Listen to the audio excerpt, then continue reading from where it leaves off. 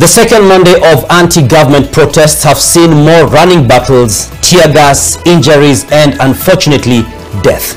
On our memo tonight, we want to call out what started out as a straightforward affair but is seemingly getting out of hand, leading to destruction of property and loss of life. This is becoming uglier by the day and could have disastrous consequences for the country if it is not nipped in the bud.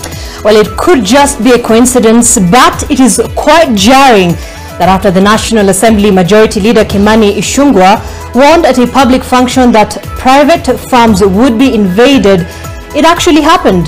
The insightful comments made by Mr. Ichun'gwa are not the kind of words one would have expected to hear from the holder of such a top leadership position in the National Assembly.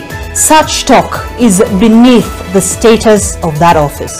The attacks on former President Uhuru Kenyatta's Northlands property, in which criminals stole livestock and burnt down part of the land, and a raid on opposition leader Raila Odinga's factory in Nairobi's industrial area are uncalled for. Although it has not yet been confirmed whether the incidents are politically instigated and linked to the current anti-government demonstrations, these are worrying developments. Well, interestingly, they came after Mr. Ichun'gwa and other top government leaders and their allies made statements that amount to incitement. Now, unless such leaders tame their loose tongues and stop their indiscretions, we are treading on dangerous ground. The personalization of disagreements over issues to do with public office is setting a deadly trend. It is unfair to pursue people into their homes and private businesses because of their political stand.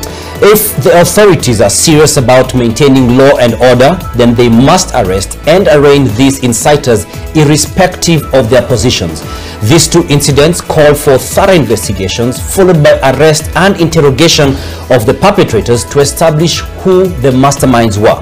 The invasion of private property is a criminal act that must never be condoned, as it is likely to set a bad precedent.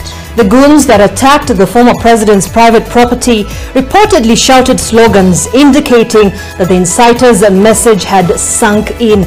It is disappointing that the police, who have been quite active in enforcing an unconstitutional ban on peaceful protests, were nowhere when a large group of goons looted former President Kenyatta's property and drove away livestock.